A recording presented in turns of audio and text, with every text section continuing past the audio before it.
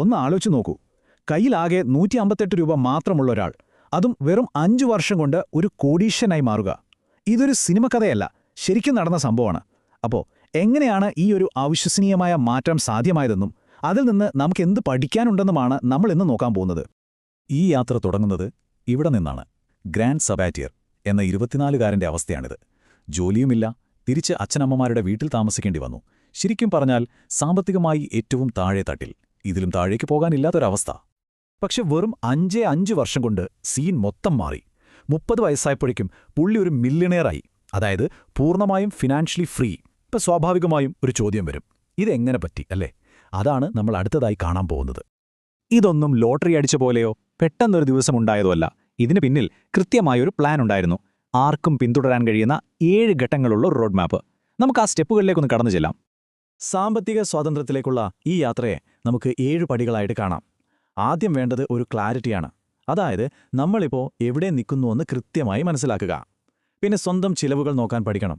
പതിയെ ചെറിയ സേവിങ്സ് ഉണ്ടാക്കി കടങ്ങളൊക്കെ വീട്ടി ഒരു 6 മാസത്തേക്കുള്ള എമർജൻസി ഫണ്ട് ഉണ്ടാക്കുന്ന സ്റ്റേജിലെത്തണം. അവസാനം നിങ്ങളുടെ ഇൻവെസ്റ്റ്മെന്റ്സ് തന്നെ നിങ്ങൾക്ക് വേണ്ടി പണിയെടുത്ത് നിങ്ങളുടെ ജീവിത ചിലവ് മുഴുവൻ നോക്കുന്ന ഒരവസ്ഥ. അടിപൊളിയല്ലേ? അതാണ് ഫൈനൽ ഗോൾ. ഇനി നമ്മൾ ചിന്തിക്കുന്ന രീതി മൊത്തത്തിലൊന്ന് മാറ്റാൻ പോവാണ്. ഈ യാത്രയിൽ ഏറ്റവും വിലപ്പെട്ട കാര്യം പണമല്ല, സമയമാണ്. നമ്മുടെ ചിന്ത പണത്തിൽ നിന്ന് സമയത്തിലേക്ക് മാറുന്ന നിമിഷം, അവിടെയാണ് യഥാർത്ഥ കളി തുടങ്ങുന്നത്. ഞാനൊരു ചോദ്യം ചോദിക്കാം. ഒരാൾ വന്ന് നിങ്ങൾക്ക് 100 കോടി രൂപ തരാമെന്ന് പറയുന്നു, പക്ഷേ പകരം നിങ്ങളുടെ ഇപ്പോഴത്തെ പ്രായം പോയി നിങ്ങൾ ഒറ്റയടിക്ക് ഒരു 90 വയസ്സുകാരനാകും. നിങ്ങൾ ആ ഡീലിന് സമ്മതിക്കുമോ? ഒരു ചാൻസുമില്ല അല്ലേ? കാരണം എന്താ? പണം പോയാൽ ഒരു പക്ഷേ നമുക്ക് വീണ്ടും ഉണ്ടാക്കാൻ പറ്റിയേക്കും. പക്ഷേ സമയം, അത് പോയാൽ പോയതാണ്. ഈയൊരു തിരിച്ചറിവാണ് ഏറ്റവും പ്രധാനം. സാധാരണ ചിന്തയും സ്മാർട്ടായ ചിന്തയും തമ്മിലുള്ള വ്യത്യാസം ഇവിടെയാണ്. ഒരാൾ ഒരു ടിക്കറ്റിൽ 200 രൂപ ലാഭിക്കാൻ വേണ്ടി അരമണിക്കൂർ കളയുമ്പോൾ മറ്റൊരാൾ ചിന്തിക്കുന്നത് ആ അരമണിക്കൂർ കൊണ്ട് എങ്ങനെ 1000 രൂപ ഉണ്ടാക്കാമെന്നാണ്. കണ്ടോ ആ വ്യത്യാസം? സമയം വെറുതെ ലാഭിക്കാനുള്ളതല്ല, അത് പണമാക്കി മാറ്റാനുള്ളതാണെന്ന് തിരിച്ചറിയുന്നതാണ് പ്രധാനം. ഓക്കെ, അപ്പോൾ ഈ ഫിനാൻഷ്യൽ ഫ്രീഡം എന്നൊക്കെ പറയുമ്പോൾ അതൊരു പിടികിട്ടാത്ത സ്വപ്നം പോലെ തോന്നുന്നുണ്ടോ? എന്നാൽ അങ്ങനെയല്ല. ഇതൊരു കണക്കാണ്. നമുക്ക് കൃത്യമായി കണ്ടുപിടിക്കാൻ പറ്റുന്ന ഒരു നമ്പർ. അതിനെയാണ് നമ്മൾ ഫ്രീഡം നമ്പർ എന്ന് വിളിക്കുന്നത്. അപ്പോൾ എങ്ങനെയാണ് ഈ നമ്പർ നമ്മൾ കണ്ടുപിടിക്കുക? വളരെ സിമ്പിളാണ്. അതിനൊരു മാന്ത്രിക ഫോർമുലയുണ്ട്, 25x നിയമം. അതായത് ഒരു വർഷം ജീവിക്കാൻ നിങ്ങൾക്ക് എത്ര രൂപ വേണോ അതിന്റെ 25 മടങ്ങ് നിങ്ങളുടെ കയ്യിൽ സേവിങ്സായി ഉണ്ടെങ്കിൽ നിങ്ങൾ ഫ്രീയാണ്. നമുക്കൊരു ഉദാഹരണം വെച്ച് നോക്കാം. അപ്പോൾ പെട്ടെന്ന് മനസ്സിലാവും. സങ്കൽപ്പിക്കുക, നിങ്ങൾക്ക് ഒരു വർഷം ജീവിക്കാൻ ഏകദേശം 12 ലക്ഷം രൂപ വേണം. നിങ്ങളുടെ വീട്ടുവാടക, ഭക്ഷണം, യാത്ര, മറ്റു കാര്യങ്ങളെല്ലാം ഇതിലുൾപ്പെടും. ഇനി നമ്മൾ ചെയ്യാൻ പോകുന്നത് സിമ്പിൾ ഒരു കണക്കാണ്. ഈ 12 ലക്ഷത്തിനെ നമ്മൾ ആ മാജിക് നമ്പർ കൊണ്ട് ഗുണിക്കാൻ പോവുകയാണ്, 25. ഈ ഒരു കണക്കുകൂട്ടലിലൂടെ നിങ്ങളുടെ ലക്ഷ്യം എത്രയാണെന്ന് കൃത്യമായി തെളിഞ്ഞുവരും. അപ്പോൾ കിട്ടുന്ന ഉത്തരം എത്രയാണ്? 3 കോടി രൂപ. യെസ്, അതാണ് നിങ്ങളുടെ ഫ്രീഡം നമ്പർ.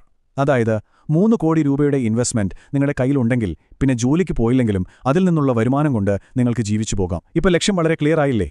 റൈറ്റ്. അപ്പോൾ നമ്പർ കിട്ടി, 3 കോടി. ഇനി അടുത്ത ചോദ്യം, എങ്ങനെ ഏറ്റവും വേഗത്തിൽ അവിടെ എത്താം? അതിന് പ്രധാനമായിട്ടും 2 വഴികളാണുള്ളത്.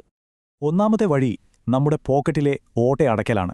നമ്മൾ അറിയാതെ ഒരുപാട് പണം ചെലവായി പോകുന്നുണ്ടാവും. ചെറിയ ചെറിയ ചായയുടെയും വടയുടെയും കണക്ക് നോക്കുന്നതിനേക്കാൾ ഏറ്റവും കൂടുതൽ പണം പോകുന്ന ഈ 3 എണ്ണത്തിൽ പിടിച്ചാൽ മതി. വീട്, വണ്ടി, ഫുഡ്. ഇതിനെ ബിഗ് 3 എന്ന് പറയും.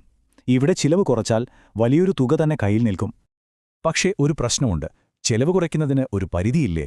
എത്രയെന്ന് വെച്ചാണ് നമ്മൾ പിശുക്കുക. അപ്പോൾ ശരിക്കും ഒരു വലിയ മാറ്റമുണ്ടാക്കണമെങ്കിൽ എന്ത് ചെയ്യണം? ചെലവ് കുറയ്ക്കുന്നതിനൊപ്പം വരുമാനം കൂട്ടണം. അതാണ് യഥാർത്ഥ ഗെയിം ചേഞ്ചർ. അവിടെയാണ് ഏറ്റവും പവർഫുള്ളായ രണ്ടാമത്തെ വഴി വരുന്നത്. ഒരു സൈഡ് ഹസിൽ തുടങ്ങുക. അതായത് നിങ്ങളുടെ പ്രധാന ജോലിയുടെ കൂടെ വരുമാനം കിട്ടുന്ന മറ്റെന്തെങ്കിലും ചെയ്യുക. ഇത് നിങ്ങളുടെ സാമ്പത്തിക സ്വാതന്ത്ര്യത്തിലേക്കുള്ള യാത്രയെ റോക്കറ്റ് പോലെ മുന്നോട്ട് കൊണ്ടുപോകും.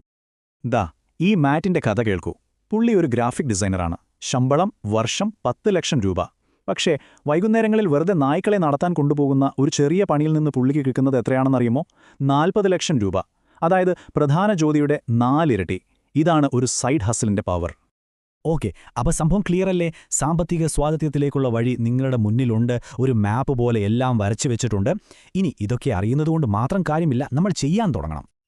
അപ്പോൾ നമ്മൾ ഇന്ന് പറഞ്ഞ കാര്യങ്ങൾ പെട്ടെന്നൊന്ന് ഓർത്തെടുക്കാം. 1.